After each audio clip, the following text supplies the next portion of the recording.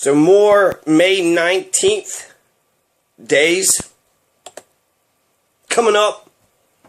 You have Oscar Wilde, who goes to prison, and then he comes out, let's see.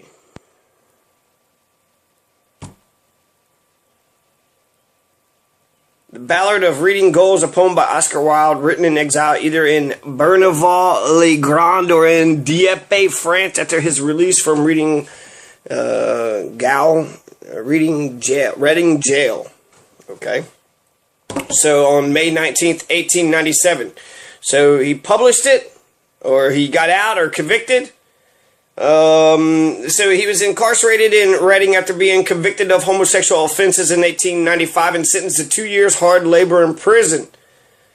And so that's fucked up, right? That happened. That's not exactly a success, but he writes this book and then he makes a ton of money off the book that he wrote while he was in prison. The Ballad of Reading Jail.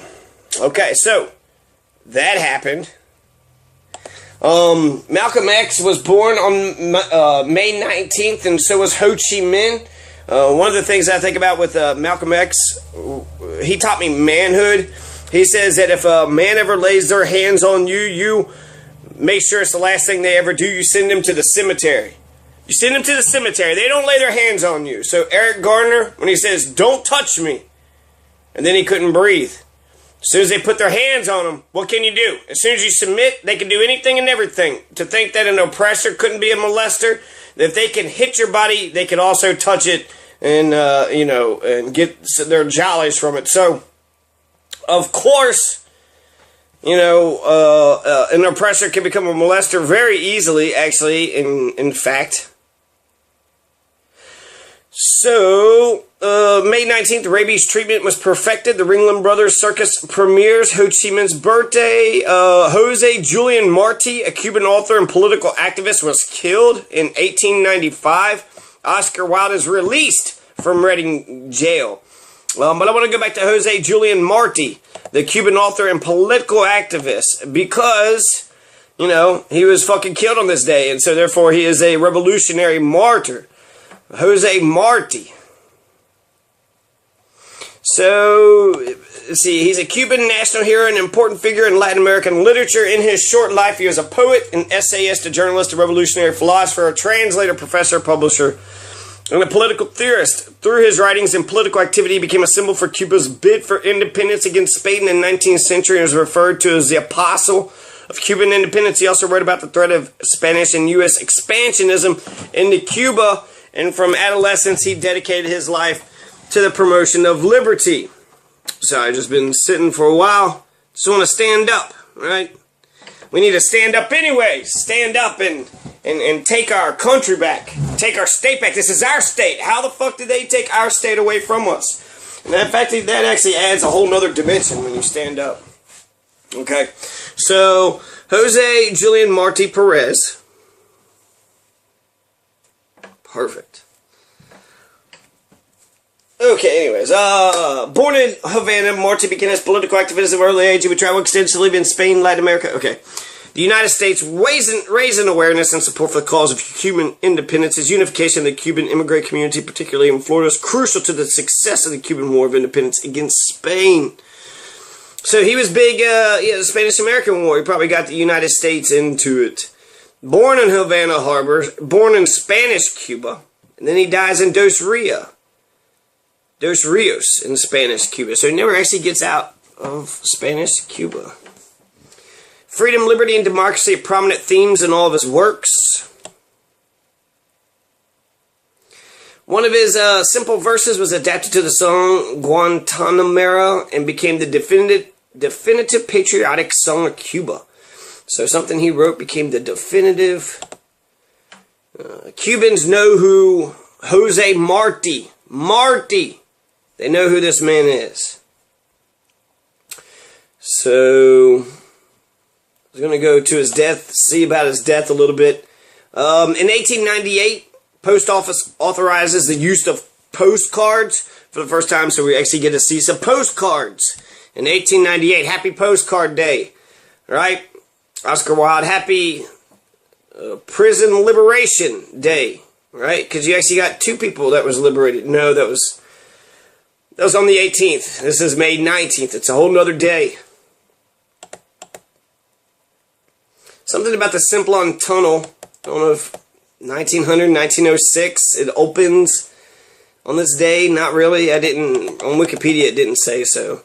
The passage of Earth through the tail of Halley's Comet causes a near panic, just like Y2K in 2000. So that's interesting. We could actually learn something from Halley's Comet in 1910 and the panic that ensued. So Jose Marte was killed in battle against the Spanish troops at the Battle of Dos Rios near the confluence of the rivers Contra Maestre and Cuato on May 19th, 1895. Gomez had recognized that the Spaniards had a strong position between palm trees, so he ordered his men to disengage. Marte was alone and seeing the young courier ride by, he said, "Joven a la carga," meaning young man, charge. This is around midday, and he was, as always, dressed in a black jacket riding a white horse, which made him an easy target for the Spanish. After Marte was shot, the young trooper Angel de la Guardia lost his horse and returned to report the loss. The Spanish took possession of the body, buried it close by, then exhumed the body upon realization of its identity. Is buried in Cementerio Santa Efigenia in Santiago de Cuba. Many have argued that Monseyo and others have always spurned Marte for never participating in combat, which may have compelled Marte to that ill-fated suicidal 2-man charge. Some of his versos Cincellas had a premonitory quality.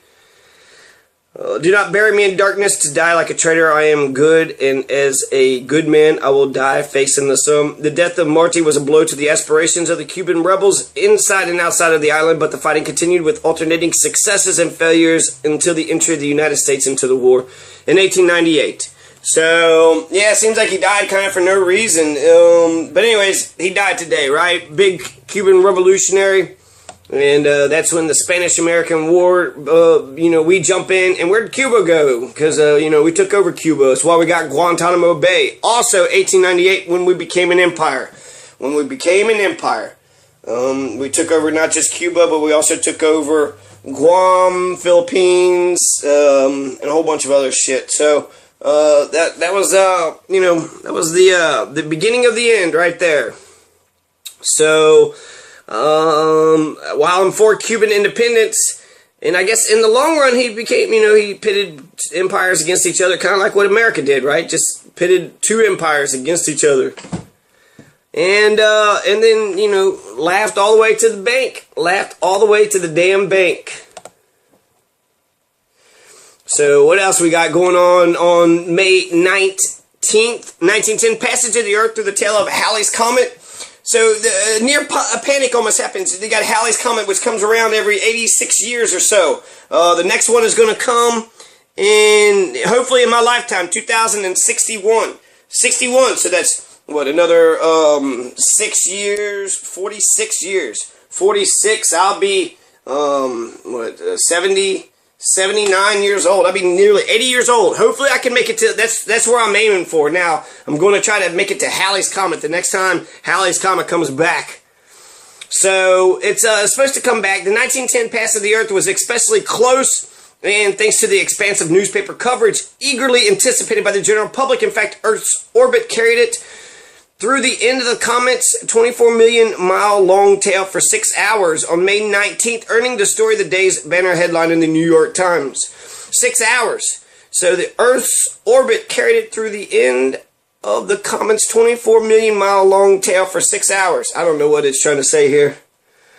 But something that it came really close. So they was right, I guess, to kind of be nervous about it. It could have just smacked into the Earth, right, and just knocked us off course, and then we'd be floating in the middle of the universe, just floating on by, hoping to find the sun to latch on to.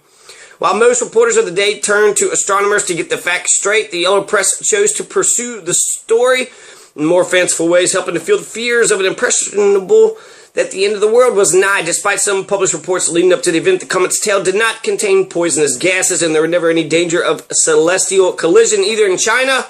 Doomsday rumor mongers were being arrested. So in China, they actually fucking arrested people if they're like, oh my god, this comet's going to destroy, Y2K is going to destroy it all. Come with me, sir. I'm going to put you in jail. which is, I don't know, that's, free speech or whatever, but that's like, you don't want the people to be causing panics, but I was thinking free speech here, so everybody could just cause a panic whenever the fuck they want to. And maybe because everybody's calling for apocalypse, either everybody's afraid of it happening all the time, or nobody's afraid of it ever happening. It's just all the everybody, you say that every year, fuck it. So, the New York Times, most reporters of the day turned to astronomers to get the facts straight. The yellow press chose to pursue the story in more fanciful ways, helping to fuel the fires.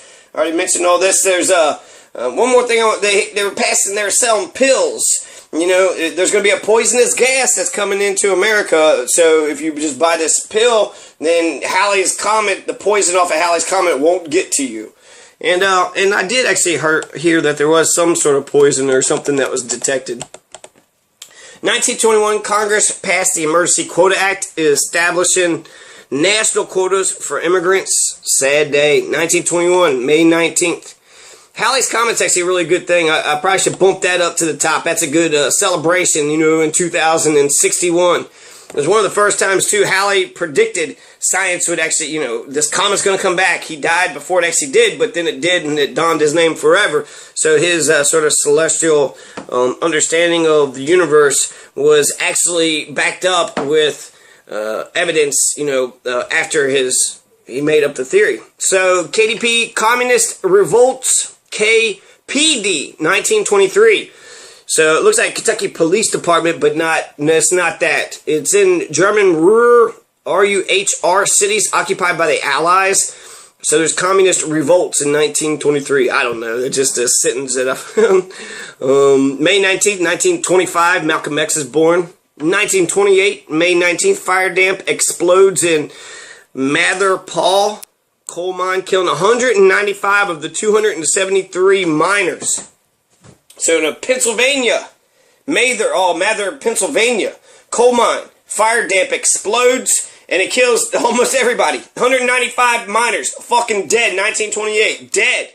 You want to talk about the coal mining industry, 1928, Jesus. White women win voting rights in South Africa on this day, 1930, May 19th. May 19th, 1932, National Anthem memorizing resolution submitted to the U.S. House of Representatives by Charles A. Fuller or Claude A. Fuller. I don't know what that's about. T.E. Lawrence of Arabia, died in 1935. British author and soldier T.E. Lawrence, also known as Lawrence of Arabia, died from injuries sustained in a motorcycle crash. 1939, May 19th, Winston Churchill signs the British-Russian Anti-Nazi Pact. 1944, 240 gypsies transported to Auschwitz from Westerbork, Netherlands. Sad day. 1944, German defense line in Italy collapsed. Good day. So on the same day, right, 240 gypsies are transported to Auschwitz from the Netherlands, but also the German defense line in Italy collapsed. So a good and bad day, right, of war. 1946, Dutch Cooperation for Sexual Reform. NVSH forms in Amsterdam. 1946. 1951, the United Nations begins counteroffensive in Korea. So I don't know what that's about. 1953, nuclear explosion in Nevada, fallout in St. George, Utah. So we're practicing nuclear bombs in Nevada. In St. George, Utah, there's a fallout. Is Nevada and St. George, Utah pretty close? Probably right after the fallout was in St. George. And why is the UN beginning counteroffensive in Korea? That starts the Korean War, and then don't we lose? Why was the United Nations involved? What the fuck? 1954, Postmaster General Summerfield approves CIA mail opening project. 1954, May 19th. Postmaster General Summerfield approves CIA mail opening project. Like, what the fuck? 1958, U.S. and Canada form the North American Air Defense Command, NORAD, right? But Cheney called NORAD to stand down during 9/11. 1959, the USS Triton, the first submarine with 2 nuclear reactors, is completed. Belgian Parliament requires rest day for the self-employed. 1960, May 19th. May 19th, 1962, the United States performs a nuclear test at Christmas Island. Just an atmospheric nuclear test. So we just explode a fucking bomb in the atmosphere. No, nothing to look at, nothing to worry about here. Also in 1962, Marilyn Monroe sang Happy Birthday to President JFK. So while she's singing birthday to JFK, they're blowing up nuclear bombs in the sky. And I think Marilyn Monroe was actually against nuclear bombs or something. She was against something like really big. 1965, Patricia R. Harris named first U.S. black female ambassador to Luxembourg. So the first U.S. black female ambassador was named in 1965. 1967, the U.S. bombs Hanoi, the capital, I think, of North Vietnam, maybe. So the U.S. bombs Hanoi in 1967. And because they bombed Hanoi in 1967, May 19th, which is also Ho Chi Minh's birthday, in 1972, 5 years later, the Weather Underground is going to bomb the Pentagon. So the Pentagon's been bombed before by college, Ivy League, students. The Students for Democratic Society who just wanted to end the war. It was bombed.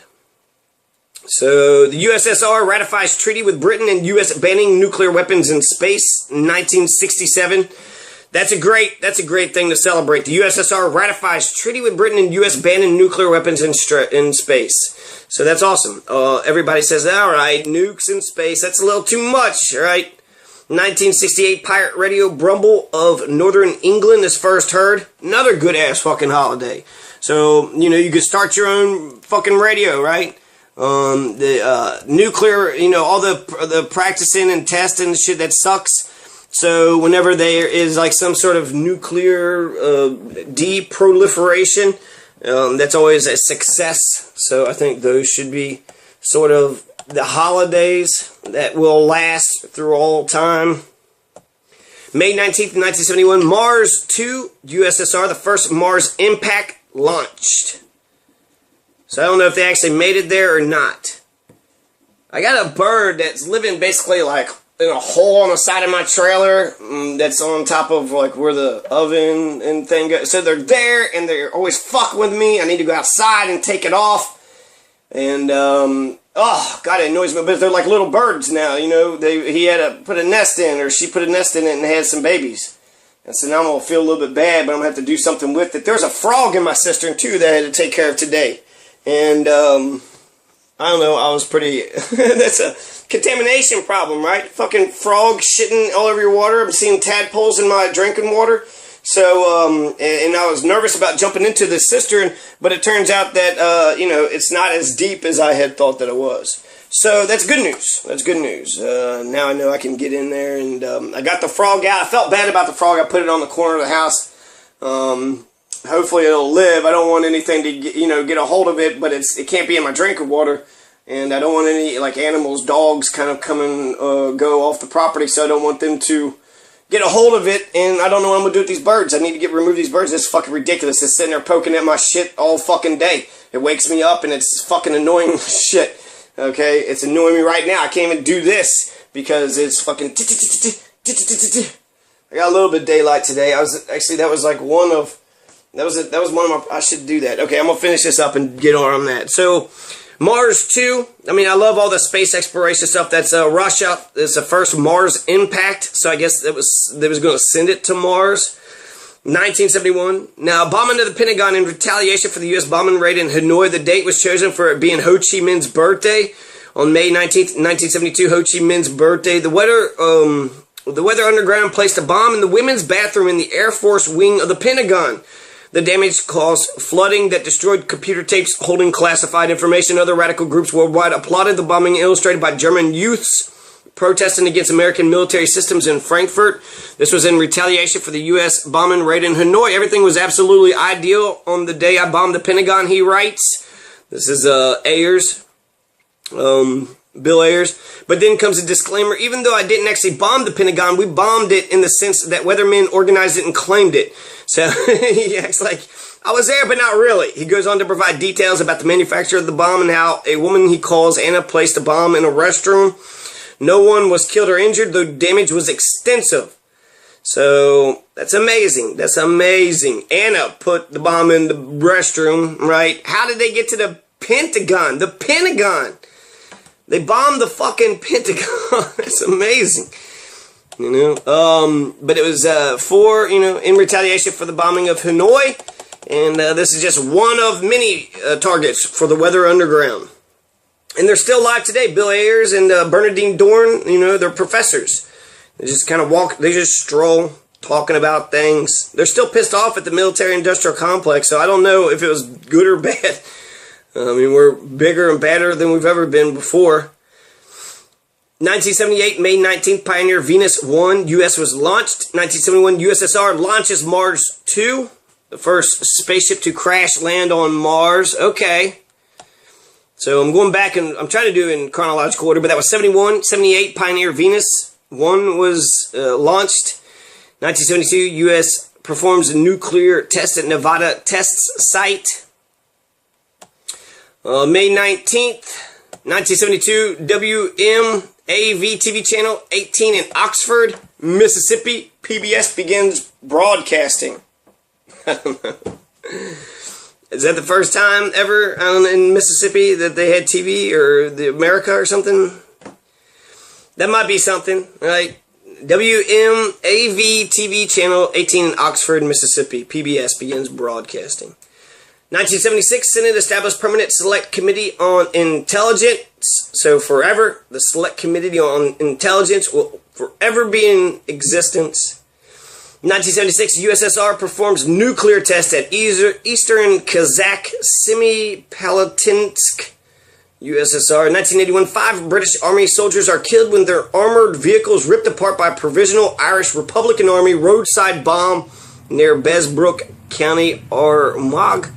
1983, NASA launches Intelsat V satellite number 506. 1983, Weird Al Yankovic gives a live performance at Wax Museum in Washington, D.C. King of Suede by Weird Al Yankovic hits number 62 in 1984 on May 19th. 1986, anti-apartheid activist Helene Pastor sentenced to 10 years in South African prison. 1987, First American Comedy Award show or something. 1989, Dow Jones average passes 2,500 mark for the first time, closes as 2501.1. 1991, Willie T. Ribbs becomes the first African-American driver to make the Indianapolis 500. 1995, May 19th, world's youngest doctor, Bala Murali Ambati, 17, graduates Mount Sinai. 1996, STS-77 Endeavour 11 launches into orbit. STS-77 was the 77th Space Shuttle mission and the 11th mission of the Space Shuttle Endeavour. The mission began from Launch Pad 39B from Kennedy Space Center, Florida, on May 19th, 1996, lasting 10 days and 40 minutes and completing 161 revolutions before landing on runway 33. So if you want fucking revolution, that's how you do it. You just get in the STS-77 Endeavour 11 Space Shuttle Endeavour, fly up into space, fucking, just do revolution after 161 revolutions. And I don't know if they're talking about around the world or just barrel rolls. I would say probably around the world. In 10 days they went, no, 161, it had been revolution. Just circles? What the, I don't understand. This mission doesn't make any sense to me. Maybe around the moon? I don't know, it was in 96. So, all those space shuttle missions are definitely worthy of celebration. May 19th, 2007, Sicko, a documentary on the U.S. health system directed by Michael Moore, has its premiere at the Cannes Film Festival. I've actually never seen it yet. It says the battery's low. I only got 2 more things, man. Sri Lanka announces a victory in its 27-year war against the terrorist organization, Liberation Tigers of Tamil.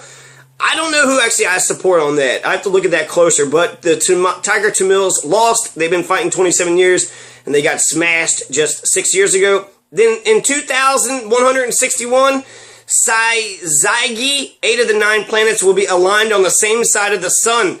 So in 2161, it'll be 150 years, 40 years from now, I'll be dead. This will never happen, but a Syzygy, Syzygy, Syzygy, It's whenever there's, a sun, a moon, and an earth on 3 big celestial bodies in a row. But 8 of the 9 planets will be aligned on the same side of the sun.